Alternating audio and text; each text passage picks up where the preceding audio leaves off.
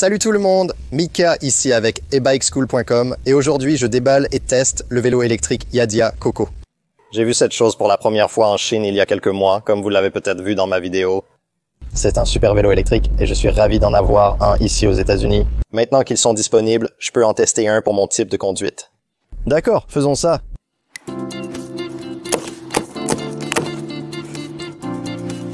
Ok, ça a l'air bien jusqu'à présent, bien emballé.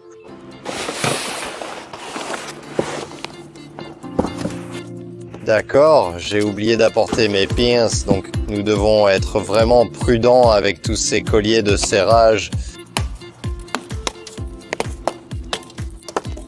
D'accord, il y a une roue et un garde-boue. Mettons ces barres ici, mec, ils ont bien emballé ces barres, n'est-ce pas? L'emballage soigné des barres s'explique probablement par la présence d'un grand écran, d'un énorme phare et de clignotants qu'ils veulent protéger de tout dommage. D'accord, j'aime aligner ces barres ici parallèlement à la fourche. Cela donne votre meilleur alignement, au moins directement sorti de la boîte, et vous pouvez l'ajuster plus tard si vous en avez besoin. C'est généralement ce que vous voulez viser. Mettons cette roue avant en place.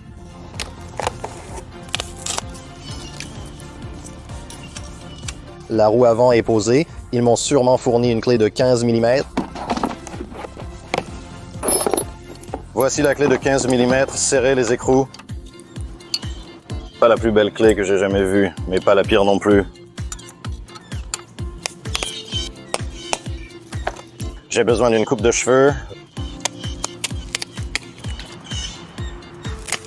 D'accord, on commence à avoir un premier bon aperçu de cette peinture. J'aime vraiment cet orange sur gris ici.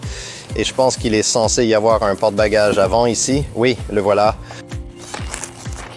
Cela contribue à accentuer l'orange sur le vélo. Oui, regardez cette chose. Il y a deux avantages à avoir le phare monté sur les barres. Un, il est plus haut et plus facile pour les voitures à voir. Mais deux, il ne gêne pas lorsque vous montez des porte-bagages et des garde-boue et tout ce genre de choses. Le porte-bagages avant est installé, ajoutant une belle symétrie avec le porte-bagages arrière. Et nous avons toujours notre garde-boue ici.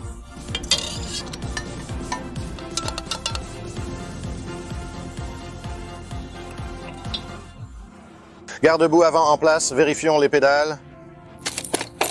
Ici, ce sont des pédales. Le côté gauche est fileté à l'envers, donc nous le ferons tourner à l'envers. Voilà cette clé de 15 mm. Là, elle est maintenant, le côté droit est fileté.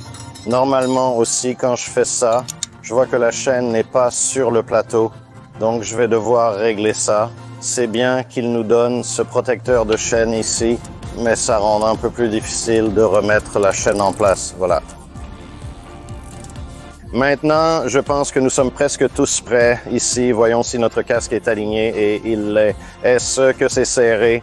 Je n'ai pas eu à l'installer moi-même, alors vérifions qu'ils l'ont bien fait. Oui. D'accord, essayons de l'allumer. Un gros bouton d'allumage est un bon point de départ. Je devrais d'abord allumer la batterie. Il semble que ce soit le cas dans toutes ces vidéos. J'ai oublié d'allumer la batterie. Essayons encore une fois. Très bien, maintenant ça s'allume. Mec, c'est un grand écran. Regarde l'ampleur de cet écran. Je ferai cette partie avec vous pour que vous puissiez la vivre avec moi.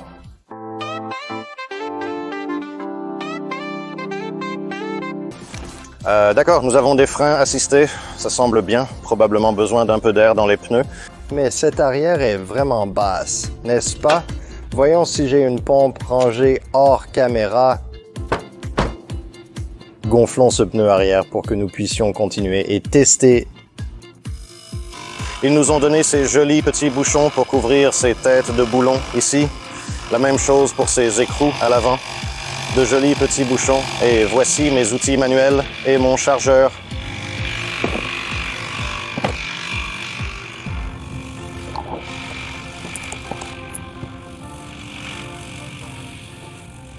D'accord, allons-y.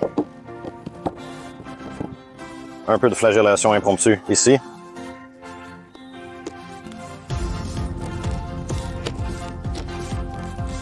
Ouais, ça tiendra un moment. Débranchons notre pompe. Mets ça de côté pour l'instant. D'accord, je me tire d'ici. Tester ce vélo.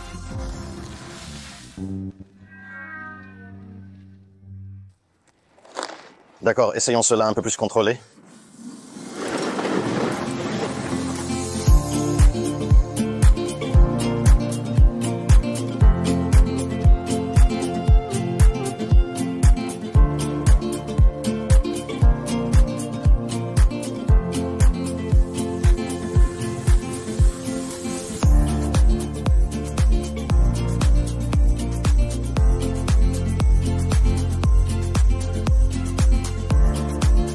Et nous sommes enfin partis et en train de tester.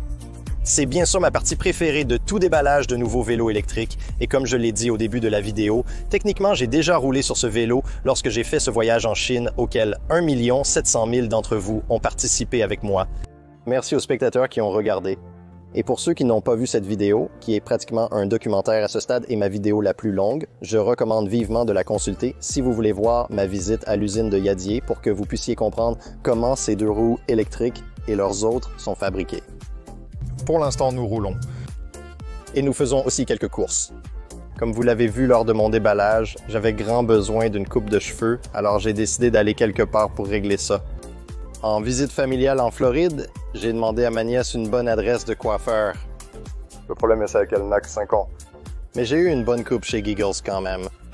De là, c'était parti pour une aventure sur le coco. Il y a un moteur assez vif et même s'il n'a pas de suspension, les pneus de 3 pouces sont toujours très bons pour absorber les bosses et les imperfections de la route. Ce qui m'a fait me demander comment il se comporterait dans un tout-terrain assez simple quand j'ai trouvé un grand champ pour le tester. Il se révèle étonnamment performant en tout terrain.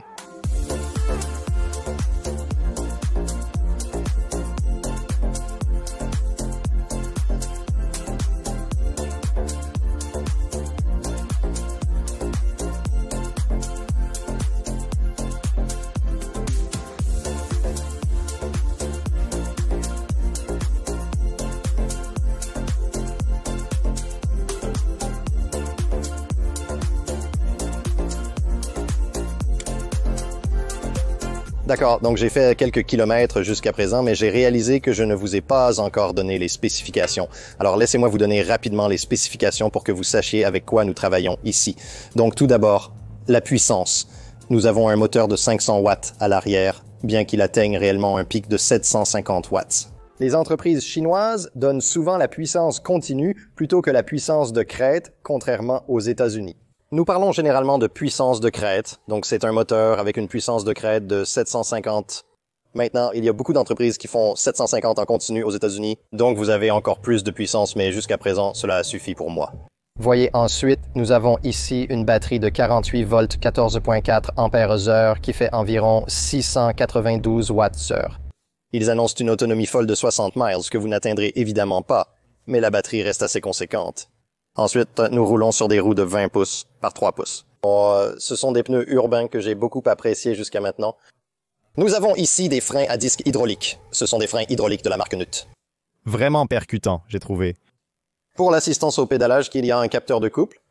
Leur publicité ne semble pas très efficace. Je n'avais pas remarqué au début en regardant ce vélo en ligne qu'il en avait un, mais on le sent lors de la conduite. C'est super qu'ils aient inclus un capteur de couple.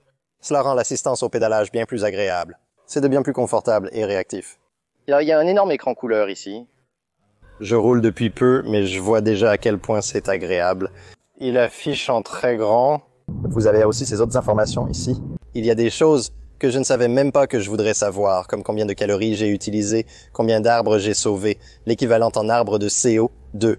Et il y a des informations vraiment intéressantes sur l'affichage, probablement plus que nécessaire, mais agréable à voir et présenté de manière bien plus attrayante que sur un vélo électrique classique. Cet affichage à cristaux liquides en couleur est magnifique, contrairement aux écrans de calculatrice habituels.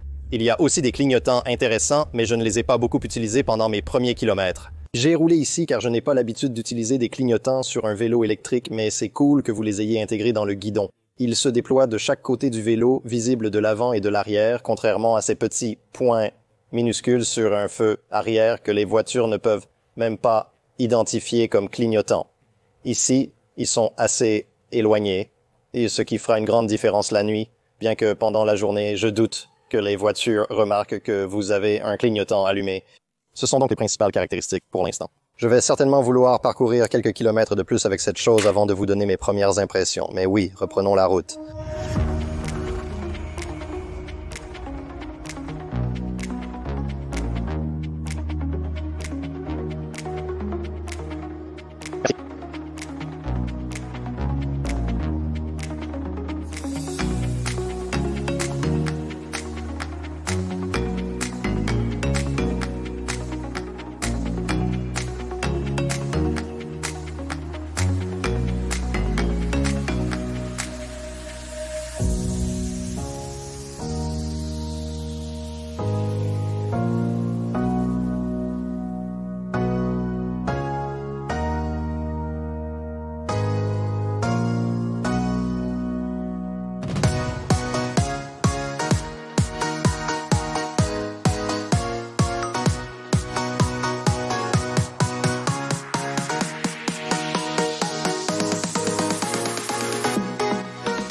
D'accord, donc je viens de passer plusieurs heures sur le Yadia Coco maintenant. J'ai presque vidé cette première batterie et je me suis bien amusé jusqu'à maintenant. Je peux déjà vous dire que c'est un vélo génial. Mais tout n'est pas parfait. Je vais rapidement passer en revue les points négatifs et positifs. Jusqu'à présent, je suis très impressionné par ce vélo. C'est vraiment agréable de voir tout d'abord juste une esthétique différente. Nous voyons tellement de ces e-bikes standards au fil des ans que lorsque quelqu'un sort quelque chose de différent avec une forme de cadre ou un schéma de couleurs original, cela attire notre attention. C'est vraiment rafraîchissant maintenant. Je sais que c'est un peu subjectif. Et bien sûr, vous savez, l'esthétique d'un vélo est plutôt superficielle, mais j'aime bien son apparence. Vous savez, cet accent orange sur cette sorte de couleur vert gris me parle, donc c'est assez soigné en soi. Mais parlons performance, donc le vélo se sent définitivement assez puissant. Maintenant, c'est un moteur continu de 500 watts, donc vous savez, ce n'est pas le plus puissant là-bas, mais il est définitivement assez percutant. Et c'est plus que ce dont j'aurais besoin chaque fois que j'ai un moteur assez puissant. Je veux savoir que mes freins sont assez puissants aussi, et ceux-ci sont définitivement de grands freins à disque hydraulique de performance. Je n'ai aucune réticence à propos de ceux-ci. Ils s'arrêtent rapidement, ils sont nets, ils ne sont pas spongieux, juste, vous savez, de bonne qualité. Ils ne sont pas ces freins hydrauliques bon marché de bas de gamme. Il y a certaines pièces ici qui ne sont pas de premier choix, ou même de milieu de gamme. Ici, nous avons un dérailleur Shimano Altus. En bas, pas le meilleur. Là-bas, il est à l'extrémité inférieure de la hiérarchie de Shimano des niveaux de transmission. Donc, vous savez, ce n'est pas la transmission de premier choix que vous allez trouver sur des e-bikes plus agréables, mais c'est aussi, je pense que c'est 1699 aux États-Unis. Quelque chose comme ça. Donc, vous savez, ce n'est pas un e-bike super cher, évidemment. Coûte plus que ceux que vous savez. Super budget vélo Amazon. Ben, vous n'obtiendrez pas le niveau des magasins de vélo en termes de transmission, dérailleur et manette de vitesse, mais c'est suffisant pour moi. Le pédalage était très agréable, bien que j'ai utilisé la manette des gaz. Il a une manette des gaz pour le pouce du côté droit. Je préfère habituellement une manette des gaz à demi-torsion, mais celle-ci a été assez confortable. J'apprécie toujours l'intégration des clignotants ici, une fonctionnalité vraiment sympa à inclure.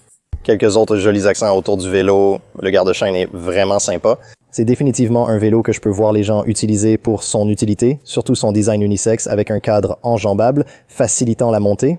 Je vois des femmes souhaitant utiliser ce vélo. Ainsi que donc, si vous avez une robe ou une jupe longue, vous n'avez pas à vous soucier qu'elle se prenne dans la chaîne, car vous avez ce garde-chaîne. Et même pour moi, je n'ai pas à me soucier de graisser mes Levi's, car il a ce garde. Ici, donc, une autre belle chose à voir là, le fait qu'ils incluent entre le panier avant et le porte-bagages arrière comme partie du vélo.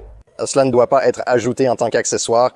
Ça, j'aime vraiment qu'ils ne le retiennent pas derrière un mur payant, mais ils ont beaucoup d'autres accessoires pour lesquels vous devez payer. Donc, vous pouvez passer et regarder ceci, mais pour vous donner simplement l'essentiel, vous savez, transporter des choses ici. Je pense que c'est génial, surtout puisque je pense que le rôle principal de ce vélo va vraiment être utilitaire pour beaucoup de gens. Je veux dire, si nous regardons le design ici, c'est un peu un vélo de type Rad Runner. Je sais que je compare beaucoup de vélos au vélo Rad Power Rad Runner. C'est celui qui a commencé le mouvement utilitaire dans les e-bikes nord-américains. Et cela prend un concept similaire. Je pense que c'est une prise assez rafraîchissante sur ce genre de design, mais le fait que je pense que c'est un vélo axé sur l'utilité signifie qu'il est vraiment important d'avoir vos paniers, porte-bagages et autres accessoires à monter sur ce vélo. Les deux autres choses que je pense être vraiment importantes, surtout pour une utilisation sur route, sont l'inclusion d'un phare et d'un feu arrière. Surtout celui-ci a ce joli gros phare que j'aime vraiment, et les garde-boue sont également inclus, donc lorsque vous traversez des flaques d'eau ou s'il pleut, vous n'éclaboussez pas tout sur vous. En tant que vélo urbain, c'est crucial pour moi. C'est un peu comme la trifecta, vous savez, des lumières incluses, un garde-boue inclus, un porte-bagages inclus, et dans ce cas, un panier inclus. C'est exactement ce que je veux pour mes vélos de navette. Les pneus urbains de 3 pouces sont la cerise sur le gâteau. Ils roulent vraiment bien. Ce 20 par 3 devient une taille vraiment populaire. Je suis ravi de le voir inclus ici. Ça donne plus un style de moto. Vous pouvez vous pencher davantage dans ces virages. De plus, le coussin supplémentaire et la bande de roulement urbaine adhérente offrent une bonne traction. Je suis vraiment content qu'ils aient choisi cela, même si j'ai fait beaucoup de conduite sur l'herbe et hors route, ce genre de choses. Les pneus urbains sont définitivement conçus avant tout pour l'asphalte. Enfin, je tiens en tout cas à souligner que ce vélo n'est pas équipé de suspension. Il n'a même pas de fourche suspendue. Vous savez, il n'y a pas de tige de selle à suspension. Et donc, pour beaucoup de gens, je pense qu'ils voient « Oh, pas de suspension, pas intéressé ». Et bien que je comprenne cela, je veux juste dire que dans beaucoup de mes sorties hors route d'aujourd'hui, j'ai trouvé que le vélo est tout à fait capable. Maintenant, si vous avez des problèmes de dos, vous savez, des problèmes de colonne vertébrale, quelque chose comme ça, oui, je comprends que vous allez vouloir cette suspension complète. Mais même pour un vélo rigide, sans suspension, je veux dire, je passais sur l'herbe et les bosses et la terre et tout ça, et le simple fait d'avoir ces pneus de 3 pouces était suffisant pour moi.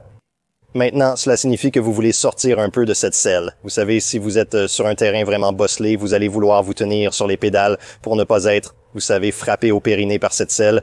Mais je pense que, vous savez, les gens qui disent « Oh, vous savez, je dois avoir une suspension », essayez peut-être un vélo sans suspension avec des pneus larges et voyez si cela vous convient, car vous pourriez être surpris. Voici mes réflexions concernant le Yadier Coco.